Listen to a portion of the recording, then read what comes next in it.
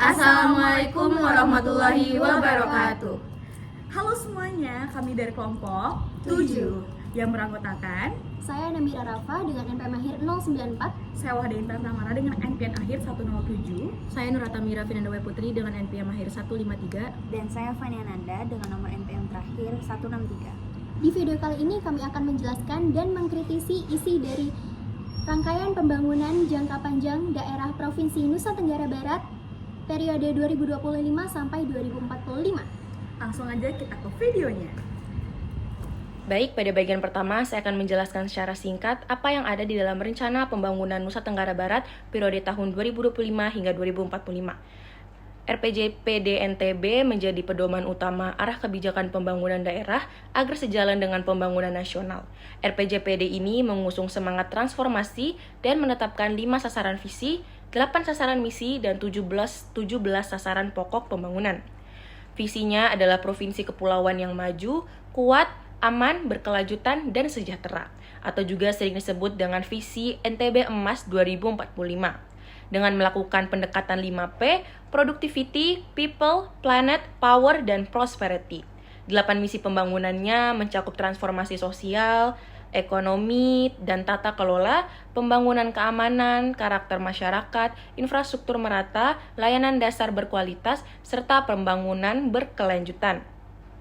Sasarannya juga meliputi peningkatan layanan kesehatan dan pendidikan, perlindungan sosial adaptif, penguasaan iptek dan inovasi, serta penguatan ekonomi hijau, digital, dan tata kelola yang adaptif.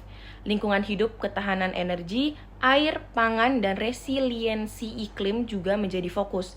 RPJPD ini dibagi menjadi 4 tahapan. Yang pertama, fondasi 2025 hingga 2029, penguatan layanan dasar dan sumber daya alam. Yang kedua, akselerasi 2030-2034, percepatan transformasi sektor potensial. Yang ketiga, pemantapan 2035-2039, konsolidasi sektor pembangunan. Yang keempat, perwujudan 2040-2045, pencapaian visi NTB Emas menuju Indonesia Emas 2045. Karena itulah RPJPD NTB menjadi pedoman yang wajib diselaraskan sebagai acuan kemajuan provinsi menuju visi besar Indonesia Emas 2045. Selanjutnya, pada bagian kedua, saya akan sedikit menganalisis kembali dan mengkritisi mengenai isi dari RPJPD NTB tahun 2025 sampai 2045 dari pandangan sosial dan politik. Jadi, salah satu isi misi RPJPD yaitu melaksanakan transformasi sosial untuk menghasilkan SDM yang kuat, kompetitif, unggul, andal, dan takwa, dan memiliki daya saing.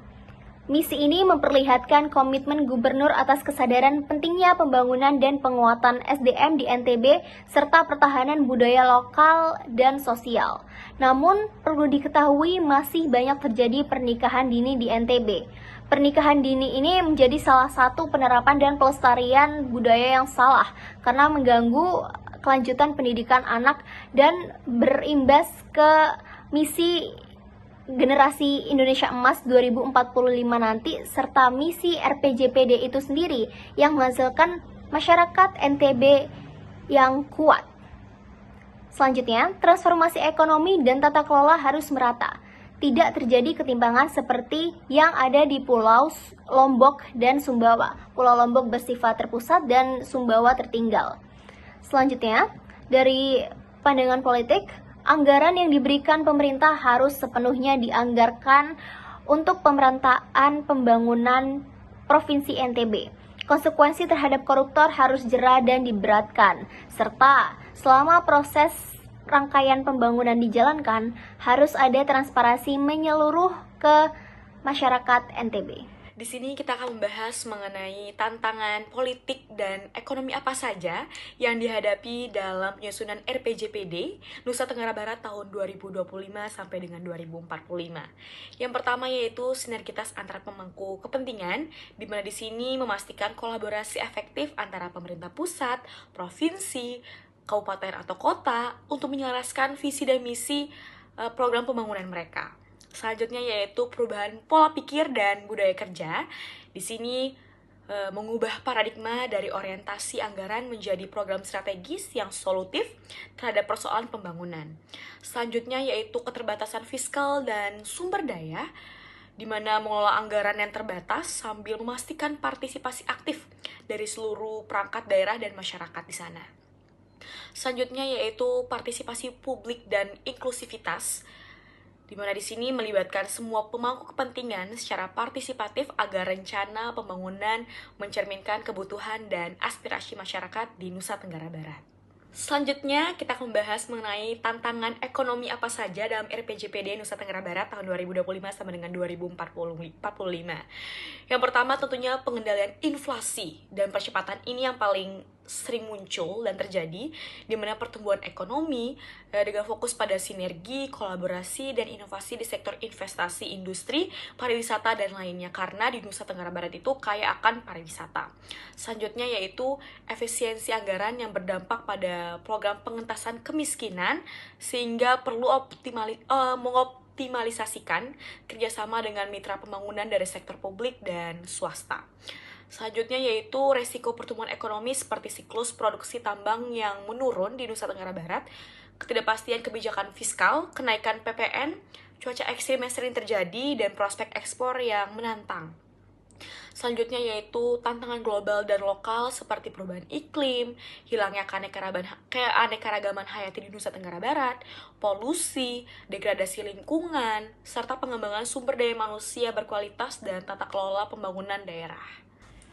Pada kesempatan ini, izinkan saya untuk menjelaskan tantangan dan solusi dari pelaksanaan Rencana Pembangunan Jangka Panjang Daerah NTB dari 2025 sampai 2045 berdasarkan visi, misi, dan tahapan yang telah ditetapkan.